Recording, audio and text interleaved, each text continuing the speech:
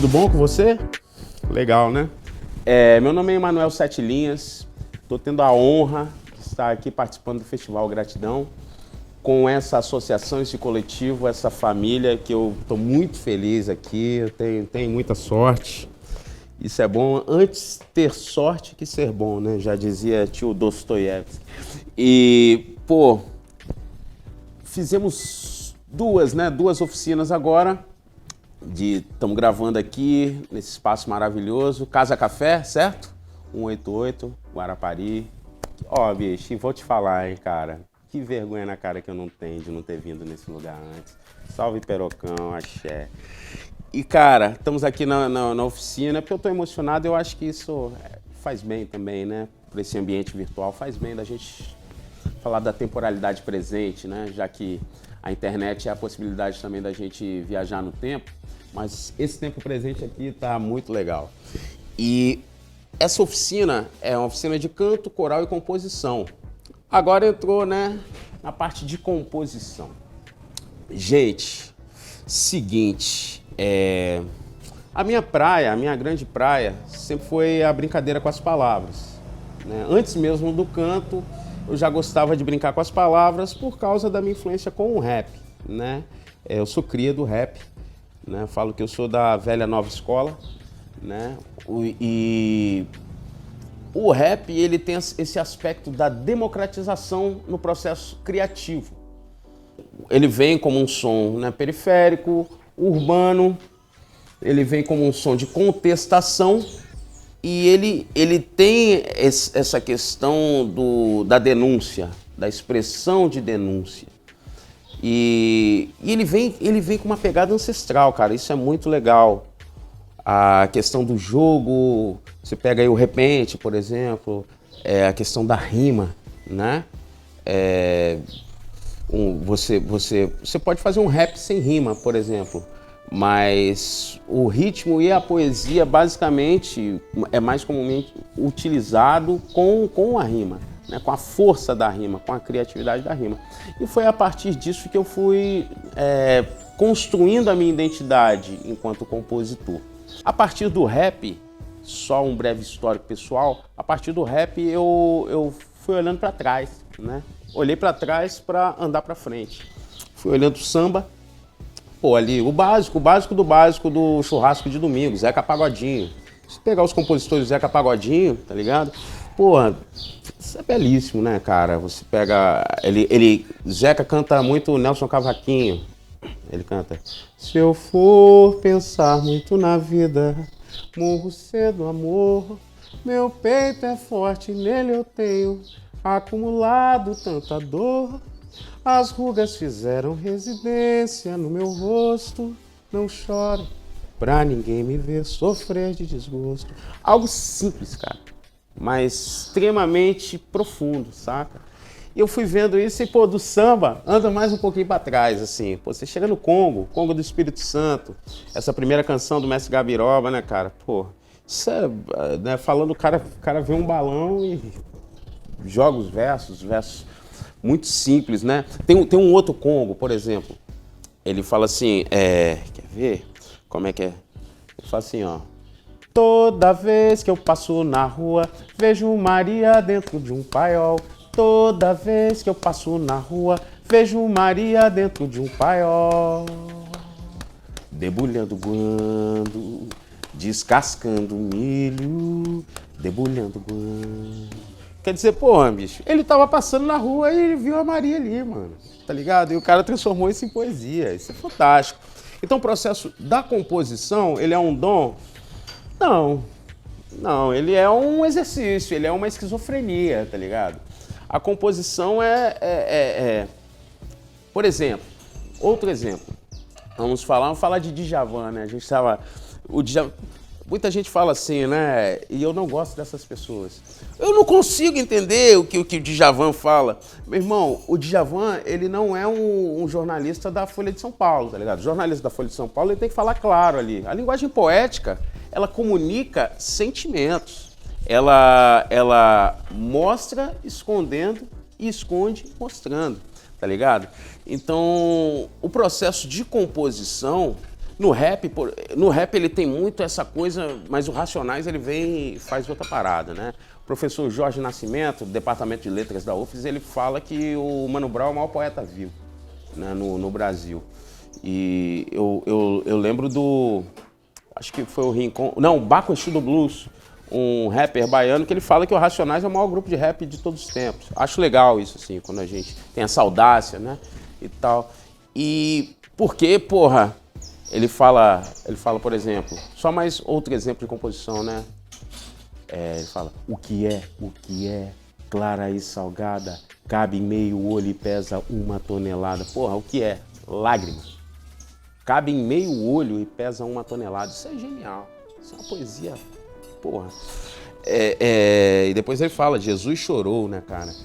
Então, é uma linguagem, porra, rica poeticamente, que dá um outro patamar pro rap, mas mesmo assim não é uma linguagem jornalística. Tem uma outra função, e o Djavan, ele vem e ultrapassa, né, outras questões, e que ele trabalha também com uma coisa que eu gosto muito na minha composição, que é a fonética, o som das palavras, tá ligado? Por exemplo, eu tenho uma composição que eu falo assim, eu olho, eu canto, eu olho de canto de olho no canto do palco, um santo. Então eu trabalho muito com essa, um santo, um canto, sacou? O meu interesse tá em juntar essas duas coisas. O sentido daquilo que eu tô falando, da poesia, com o som que ela tá fazendo. Eu olho, eu queria uma coisa mais, uma penumbra, né, assim. Então, esse é o processo da composição, certo? A gente observando, eu vou partir do meu processo, né, de onde eu estou olhando, nós temos a estrutura da composição. No meu processo criativo, por exemplo, eu consigo escrever um poema e consigo escrever uma música. São duas coisas diferentes.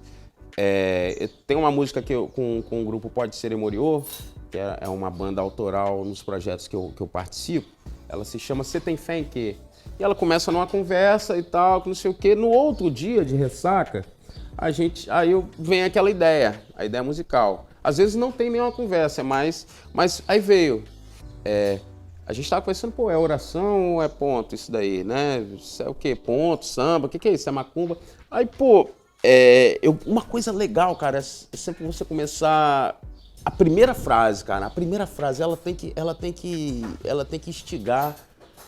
Não é o público, tem que instigar você a ir buscar mais alguma coisa, né? Aí quando a gente fala assim, é oração, é ponto.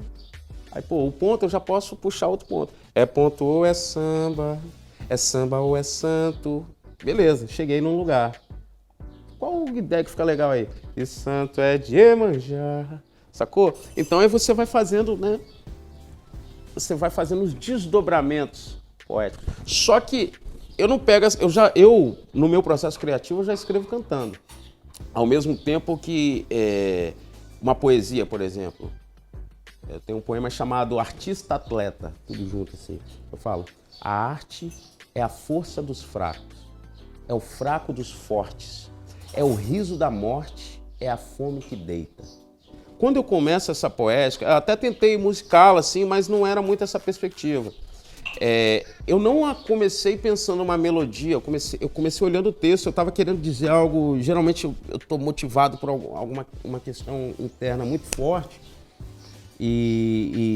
então eu não estou preocupado eu me preocupo com o som das palavras, mas me preocupo com o ritmo do encadeamento, se eu for ler esse poema ou for recitá-lo, mas ele não é uma música. Quando eu estou começando outro texto do Cê Tem Fé em Quê, eu começo com a melodia, tá ligado? É oração, é ponto. Eles não estão separados, eu não vou lá e pego... Tem processos criativos que são assim, o cara escreve um texto, aí vem outra pessoa e coloca uma melodia. Eu estou até participando de um coletivo que a gente tem essas dificuldades, que são muito legais, são desafios. Aí vem o contrário também, o cara te joga uma base musical e você tem que criar uma letra. Isso para mim é difícil pra caramba, eu acho pra todo mundo, mas é um processo muito legal, que é uma brincadeira. Compor é um jogo, né? É um jogo de montar. Você vai montando sentidos, vai montando, né? Vai montando imagens. Você vai pintando, né? E outro ponto que eu falo muito é da imagética. Qual imagem que você vai criando? Por exemplo, tá chegando o 20 de novembro, tem uma canção do Pode Ser Moriô, né? E que nós incluímos, é uma composição minha com o Thiago Perovano. E ela é a única, por exemplo, se você observar, você pode fazer esse exercício, se você não conhece, Pode Ser e Moriô, tudo separado, Pode Ser e Moriô. Outra questão interessante, para se pensar oficina né, num contexto de oficina de composição, esse nome é um nome, você já percebeu que parece até uma coisa idiota, botar um nome desse numa banda. Na época, nós tínhamos Restart, nós tínhamos nomes próprios, tá ligado? Então, esse nome é uma ideia minha e sem modéstia, né? E eu falo isso porque eu fiquei um ano brigando para continuar a porcaria do nome na banda e o vagabundo querendo mudar o nome da banda, eu falei, não mude. E era um antinome, por quê? Falava, gente, ele tinha um contexto nosso ali, sentimental, estético, imagético, espiritual e político. Então a gente discutiu, a gente conversava sobre isso. E eu queria um antinome. Algo que fosse realmente difícil de gravar e que fosse um poema em si, tá ligado? E isso é muito louco, porque vem o pó separado, esse pó vem da expressão de uma matéria, onde eu acho que foi a Gal e o Gil que foram presos com pó de pemba. Então vem daí, pó de pemba. A ideia inicial era o pó de pemba. Não, mas isso... Então, pó de ser ou pó do ser, né? E tem a questão existencial. Eu particularmente gosto muito dessa corrente existencialista dentro da filosofia. E, né, o Heidegger, Sartre, bebi um pouquinho, não sou um filósofo, mas bebi um pouquinho dali. Então, essa coisa do existencialismo, da dubiedade das palavras, do próprio som das palavras, que pode ser, né? E Moriô, da questão do Gilberto Gil e do João Donato, que a gente está até hoje tentando descobrir o que significa isso, a gente ainda não sabe, se eu souber eu aviso. Então, esse é um processo de composição, por um nome. E quando você vai fazer uma letra, você também tem essa estrutura. Uma coisa legal, prática e técnica. Você pode começar uma composição pelo refrão. Um cara que é malandro pra isso, uma banda malandra pra isso é o Rapa, né?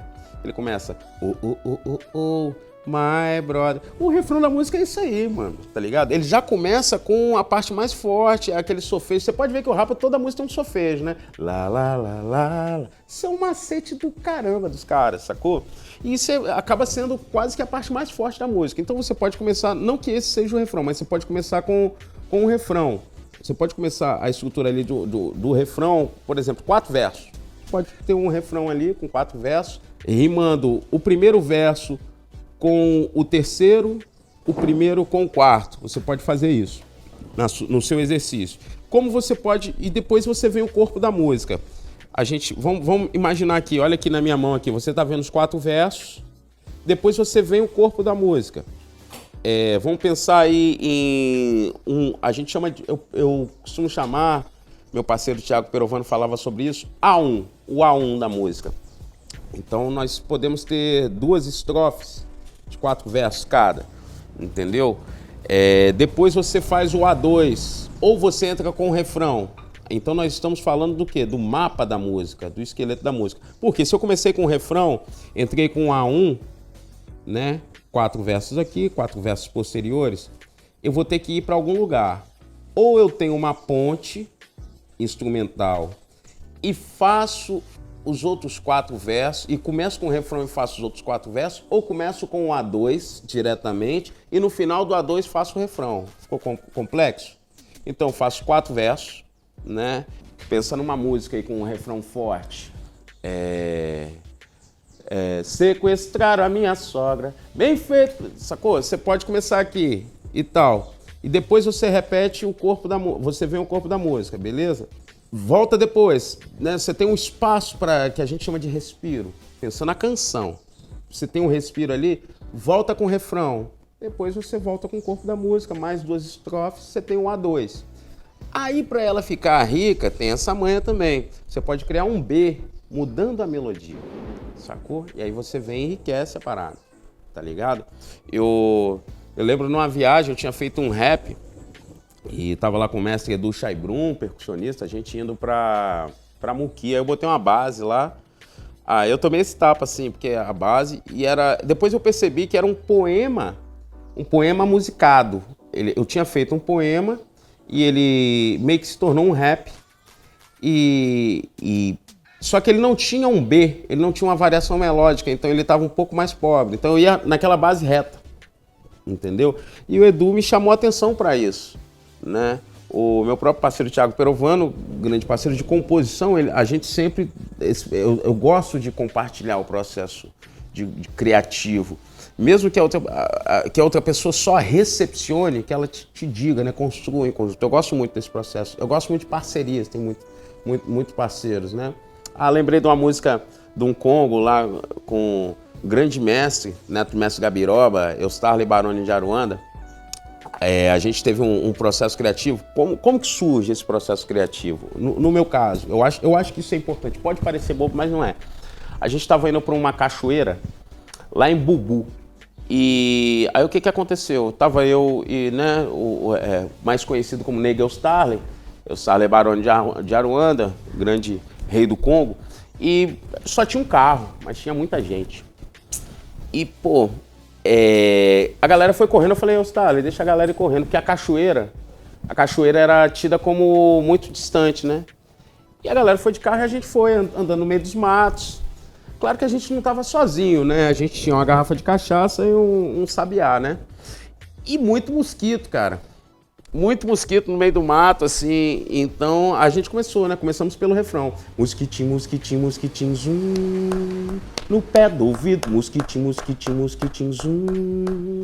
No oco do pau, mosquitinho, mosquitinho, mosquitinho, zum, zum, zum, zum, zum. No pé do ouvido, mosquitinho, mosquitinho, mosquitinho, zum. No oco do pau. Sacou? Tem o refrão, começamos com o refrão. Aí vem o A1. Jequitibá, de pau amarelo, eu vi boi zebu fazer boi bumbá. Jequitibá, de pau amarelo, eu vi boi zebu fazer boi bumba, mosquitinho, mosquitinho, mosquitinho, zum, sacou? Você tem o refrão e o A1. Aí depois a gente repete o refrão e vem, voa pra lá, voa pra cá, me deixa dormir, para de zunir. Voa pra lá, voa pra cá, me deixa dormir, para de zunir. Mosquitinho, mosquitinho, mosquitinho, zum. No pé do ouvido, mosquitinho, mosquitinho, mosquitinho, zum. No oco do pau, eu fui roda d'água pra ver, né, que eu estava.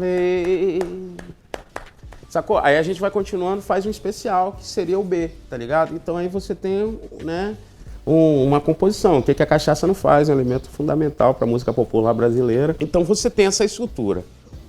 O meu macete pessoal, o que é? Eu faço isso pra compor e pra ensaiar. Eu pego a letra ali, eu escrevi 3 linhas. Geralmente ela nasce ali com eu escrevendo a primeira estrofe, as 2 linhas. Eu vou e fico repetindo ela. Eu penso sobre aquilo ali e fico repetindo. Repetindo. Depois vai surgindo uma outra linha. Vou pensando sobre um pouco, dou um respiro e vou pensando um pouco sobre o que eu quero falar. Né? Eu tive uma experiência, estava há muito tempo aqui no Espírito Santo, tive uma experiência em São Paulo. E, pô, você chegar em plena pandemia em São Paulo, uma cidade tipicamente pós-moderna. Pô, quando eu cheguei na rodoviária, eu tava lendo um livro chamado A Sociedade do Cansaço. Então, pô, esse livro me impactou muito. Então eu tinha um tema. E a palavra cansaço, essa acentuação, ela me chamou a atenção. Procura uma rima. Entendeu? Aí o que ocorre? Eu venho e faço, né? Desfaço o passo, a sociedade do cansaço, difícil ser homem de aço. Homem de Aço é o nome de uma música do DMN, que é um grupo de rap da década de 90. Sei que não é fácil ser homem de aço, então eu já faço uma conexão, eu tô em São Paulo, tá ligado? Aí eu vou continuando, né? Contemplo o templo. A vida é feita de momentos, o verdadeiro templo Me conte do fronte a pedra que eu joguei no hoje e acertei no ontem. Isso é um ditado africano, né, sobre Exu, né? O medo é o rochedo, mergulhei no abismo negro e descobri o segredo. Aí depois eu entro com o refrão, tá ligado? Isso é uma composição que eu fiz, assim, parado na rodoviária, entendeu? Então, é esses insights, porque eu já treino um pouco a minha mente para ir pegando essas coisas. E basicamente as minhas ideias também nascem muito dos livros. Se você não lê, se você não escuta a música, você vai ter mais dificuldade para criar. Se você for um compositor de rap, se você só escutar rap, você vai imitar as outras pessoas. Então eu conheço DJs, por exemplo, que escutam, a maioria dos discos deles são de música clássica, sabe? Basicamente essa é a estrutura assim, inicial que eu posso, né, colocar para vocês para começar a composição, beleza? Pensar as imagens, pensar o ritmo, os sons das palavras e essa estrutura do mapa musical, beleza? Se vocês tiverem alguma dúvida, meu nome é Emanuel Sete Linhas, estou à disposição. O Coletivo Sinestesia também está aqui disponível para vocês. Vamos trocar, beleza? Muito obrigado, é um prazer estar aqui com vocês, certo? Valeu. Mas se você quiser aprender composição, caderninho, brother. Às vezes eu tenho até um problema nisso com alguns parceiros, e é um problema legal, porque você não sabe quando a música está pronta. Às vezes o cara quer botar uma letra a mais, o cara quer... E eu tive uma dificuldade, tive um aprendizado muito legal